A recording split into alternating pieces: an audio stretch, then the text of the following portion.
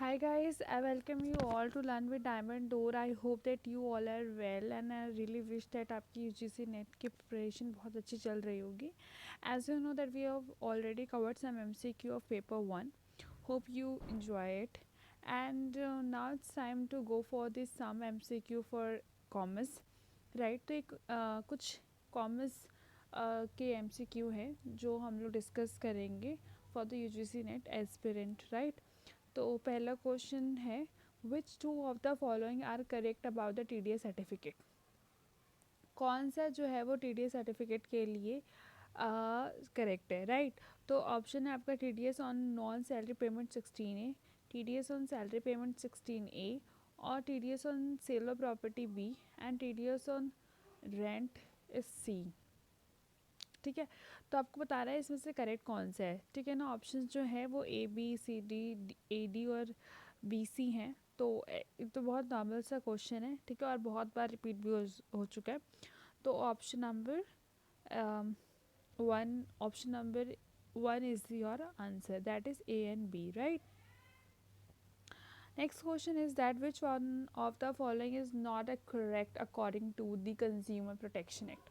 ठीक है, consumer protection जो हमारा CPA है उसके तहत कौन सी लाइन इसमें करेक्ट नहीं है right. District forum cell consist of a lady social worker. State commission cell consist of a person who is or has been a जज of a high court. A district forum cell consist of the 4 member. National consumer Dispute Redressal Commission shall consist of a person who is or has been a judge of the Supreme Court. तो आपके पास 4 ही options हैं और आपको इसमें से बताना है कि कौन सा गलत है राइट. तो मुझे सारे ऑप्शन सही लग रहे हैं सिर्फ वन के, मतलब district forum set consist of lady social worker, ऐसा कुछ नहीं है. और आप प्लीज़ क्वेश्चन को ध्यान से पढ़िएगा क्योंकि इसमें नॉट लिखा हुआ है. कई बार हम इसको इग्नोर मार देते, कई बार नहीं, ऑलमोस्ट एवरी टाइम राइट. तो आपको नोट को बहुत अच्छे से ध्यान से पढ़ के क्वेश्चन करना है right. Which of the following statement are correct. अब इसमें से पूछा गया कौन सा करेक्ट, उस वाले क्वेश्चन था कौन सा नॉट करेक्ट है right. Dividend payout ratio refers to that proportion of the total earning which is distributed among the equity shareholders of a company. Bird in hand argument given by the Gordon model. The option number C is that model suggests that the dividend payment is very relevant for the firm.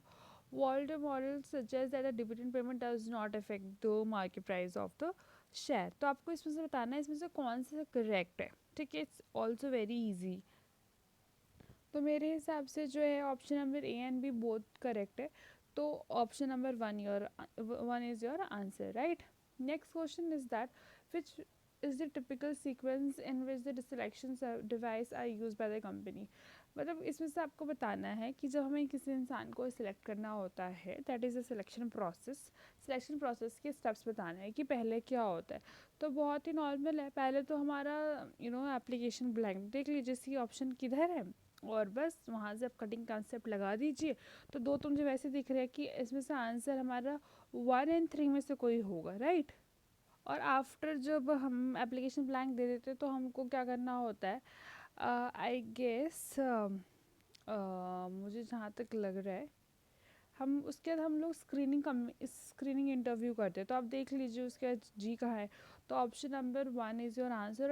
और D जो है हमारा higher हमारा सबसे last में होता है. तो option number 1 is your answer. ठीक है ना, आप देख लीजिए क्या ऑप्शन है CGHFAEBD. तो मतलब पहले हमारा रहेगा क्या, that is application blank, next is the screening interview, next is the test, next is the more interviews और उसके बाद आता है reference check and then conditional offer and then physical examination and then आपका हायरिंग हो जाएगा right. Now this is the question from statistic jet test ANOVA chi-square crucial values test. लिखा हुआ compare the difference in the mean values of more than 2 sample group. और ये parametric test है तो normal सी बात है, मतलब पैरामेट्रिक टेस्ट है तो काई स्क्वायर को तो हम यहाँ से हटा ही देते हैं. ठीक है ना। तो पहले एक बार ऑप्शंस पढ़ लेते हैं। Testing the significance of the difference between the average of two large sample size, ये भी पैरामीट्रिक है। Comparing the difference in the mean value of more than 2 sample, ये नॉन पैरामीट्रिक टेस्ट है। और test the significance of the association between the two attribute, तो बहुत easy question है। ठीक है, अगर मतलब एसोसिएशन अगर बोल देता है बिटवीन टू एट्रीब्यूट, तो हमारा काई स्क्वायर टेस्ट है, तो सी का फोर्थ हो जाएगा। तो कटिंग कंसेप्ट लगा दीजिए, मतलब सारे कट हो जाएंगे, आपका सिर्फ 2 ऑप्शन बचेगा। तो that is your answer for this question. तो ए का 2 है, देख लो। जेड टेस्ट है, जेड टेस्ट पहले तो मतलब जेड टेस्ट का ये इस बात से क्लियर हो सकता है कि ये 1 एंड 2 में से तो कोई ना कोई होगा, क्योंकि वो क्या है, पैरामीट्रिक। अभी देख लो कि जो हमारा मीन का कंपैरिजन होता है वो जेड टेस्ट करता है, तो वो उसके अंदर हो जाएगा। लेकिन मतलब ये जो हमारा जेड टेस्ट होता है वो टेस्ट करता है सिग्निफिकेंस डिफरेंस, नॉट कंपेयर। और जो हमारा अनुभव होता है वो कंपेयर करता है the difference in the mean. ठीक है, जो भी मीन वैल्यू होता है वो मोर देन 2 सैम्पल ग्रुप, और वैसे भी यहाँ पे 2 लार्ज सैम्पल ग्रुप है तो वो जेड टेस्ट ही होता है। मोर देन 2 सैम्पल ग्रुप हो जाएगा तो वो अनुभव होता है, राइट। और क्रूसिव वैल्यूज टेस्ट का बोल रहा है थर्ड, तो कंपेयर करता है difference in the mean value of more than 2, ये डिफरेंस को ही कंपेयर करता है। बट क्योंकि ये नॉन पैरामीट्रिक टेस्ट है तो इसलिए हमारा क्रूसिकल वैल्यूज टेस्ट हो जाएगा, right. Next is the which of the following are true about the condition according to the sales of good act, मतलब कौन कौन से इसमें से कंडीशंस हैं जो आपका मतलब बोल रहा है कि ट्रू है। ठीक है ना, तो यस देख लीजिए, टाइटल होना चाहिए, डिस्क्रिप्शन होना चाहिए, और क्वाइट पोसेशन होना चाहिए, एनकम्प्रेंसेस। तो यार देखो, एनकम्प्रेंसेस का मतलब ये होता है कि किसी भी मतलब किसी भी चक्कर में नहीं फंसा हुआ है सामान। ठीक है, तो ये हम लोग खुद नहीं मानते। ठीक है, ये ट्रू हम नहीं मानते, हमें बताया जाएगा, तो ये ट्रू नहीं होगा। तो डी ऑप्शन जिधर जिधर होगा उसको कर्टेन कंसेप्ट लगा दीजिए।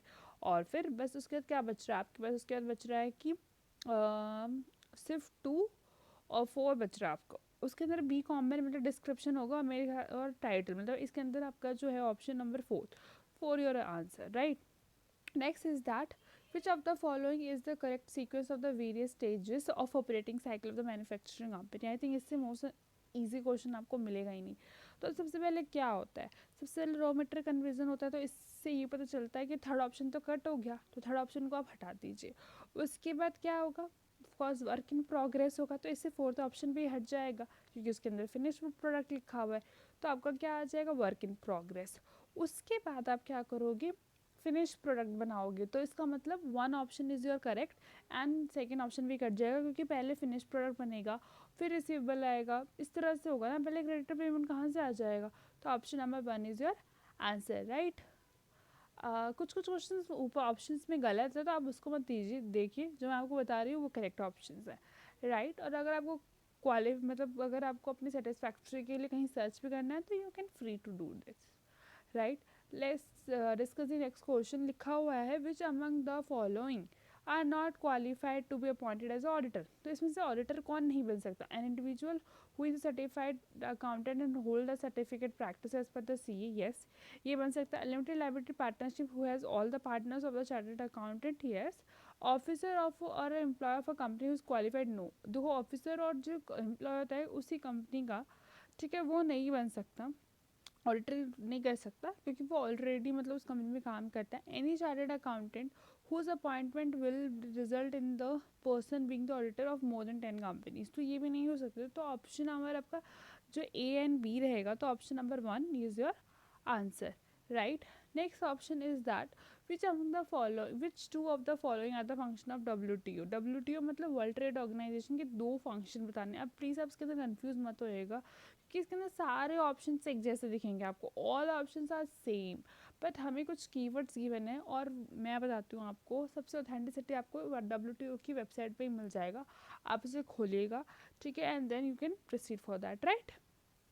अब इसमें लिखा हुआ to facilitate the implementation and administration and operation of the trade agreement, to carry out periodic reviews of the trade policies of its member countries, to assist in the establishment of the multilateral system of the payment, to promote international monetary cooperation। तो वो बोल रहा है कि इन चारों में से कौन से 2 ऐसे हैं जो फंक्शंस हैं WTO के, right? तो फर्स्ट तो मुझे बिल्कुल लग रहा है कि जो हमारा फैसिलिटेट करता है implementation, administration and the operation. And next is the to carry out the periodic reviews. Yes, periodic reviews of the trade policy, क्योंकि वर्ल्ड ट्रेड ऑर्गेनाइजेशन है तो ऑफ कोर्स ये दो तो ट्रेड रिव्यू तो करेगा, लेकिन वो मल्टीलेटरल सिस्टम फॉर पेमेंट्स नहीं करता और ना ही वो मॉनिटरी, मतलब उस इंटरनेशनल मॉनिटरी के लिए हमारा आईएमएफ है, ठीक है, इंटरनेशनल मॉनिटरी फंड है। तो option number 4 is your answer, that is A and B, right.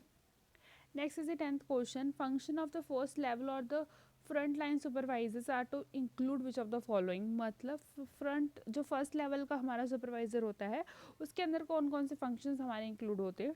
To determine individual job assessment, to attend the grievance and resolve conflict, to provide technical knowledge and guidance to worker, to supply strategic information related to the production and the management. और these are the options। और मैं आपको ये option, मैं आपको इसका answer नहीं बताने वाली हूँ, ये आपको खुद बताना है और आपके लिए होमवर्क क्वेश्चन है।